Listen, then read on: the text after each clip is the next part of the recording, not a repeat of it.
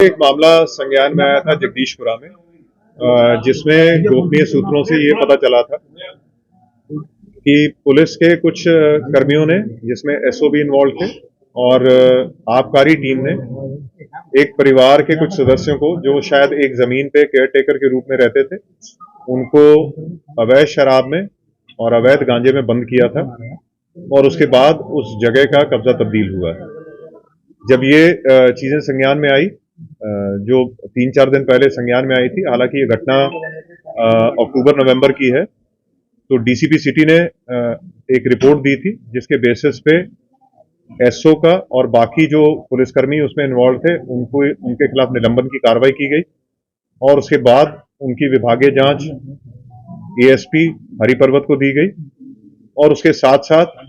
ये पता किया गया कि इस पूरे प्रकरण में कौन वादियां हैं। वादिया को बुला के जो उन्होंने तहरीर दी, उस तहरीर के बेसिस पे कुछ पुलिसकर्मियों के खिलाफ और प्राइवेट लोगों के खिलाफ मुकदमा दायर किया गया और जो परिवार वहां पे रहता था, जिसको वहां से हटाया गया था, उस परिवार को पुनः वहां पे विस्थापित किया गया है और उसके अलावा जो भी उसमें लीगल प्रक्रिया करनी है, चाहे वो 145 सीआरपीसी की कार्रवाई हो, अगर आवश्यक होगी तो वो की जाएगी, अगर नहीं आवश्यक तो अन्यथा उस परिवार को वहां पे दोबारा से विस्थापित करवाया गया पुलिस के द्वारा। और जो भी इसमें पुलिसकर्मी इन्वॉल्व हैं या आबकारी विभाग के लोग इन्वॉल्व हैं,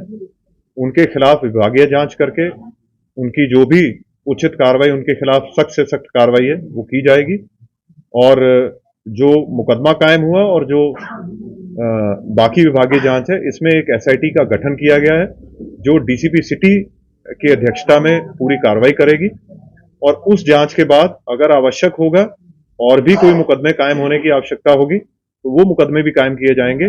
चाहे वो उस टीम के खिलाफ हो जिन्होंने अवैध गांजा बरामद किया या उस टीम के खिलाफ हो जिन्होंने वहां से अवैध शराब बरामद की। पहले उसमें जांच होगी और जांच होने के बाद अगर ये पाया जाता है कि ये सारी जो कार्रवाई थी ये गलत कार्रवाई थी, तो वहां मुकदमा भी कायम होगा और भी जो कार्रवाइयां होनी होगी उनके खिलाफ कार्रवाई की जाएंगी। इसके अलावा इसमें जो भी विवेचक हैं उनकी क्या रोल रहा, क्या भूमिका रही, उसकी भी जांच की जाएगी और अगर आवश्यक होगा तो उनके खिलाफ भी सख्ती से कार्रवाई की जाएगी। सर, जमीनी कब्जे में पुलिस भी इन्वॉल्व रही, आबकारी विभाग वाले मौजूद हुए, तो इसके पीछे मास्टरमाइंड कौन है? क्या एक नाम ने पूरा चलाया? देखिए, ये कब्जे करने में लोग इन्वॉल्व रहे हैं पुलिस के या आबकारी विभाग के, ये तो मैं नहीं कह सकता हूं, लेकिन जो मुकदमा कायम हुए हैं उनमें डेफिनेटली इन्वॉल्व रहे हैं और उसमें कौन भूमाफिया या नहीं है, अगर जो वादिया ने जो नाम लिख के दिए हैं वो आप सबको एफआईआर की कॉपी एक दे दी जाएगी। अगर उसके अलावा भी नाम आएंगे तो बिल्कुल उनके खिलाफ भी सख्ती से कार्रवाई की जाएगी। जब हम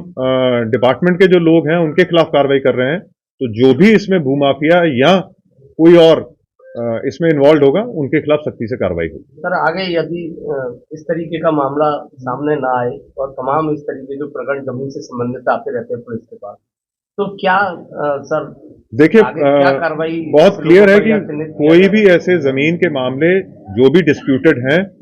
उसमें पुलिस का कोई रोल नहीं रहता एक्सेप्ट कि वो यथास्थिति मेंटेन करे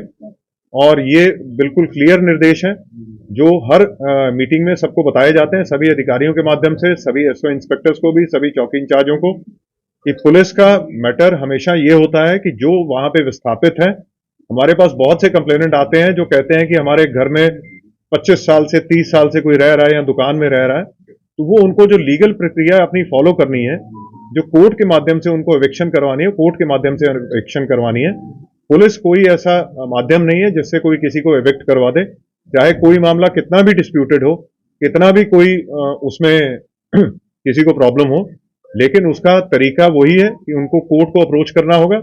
कोर्ट अगर कोई ऑर्डर करती है तो उसके बाद ही पुलिस एक्ट कर सकती है, अदरवाइज पुलिस को यथास्थिति हमें हर हालत में मेंटेन करनी है।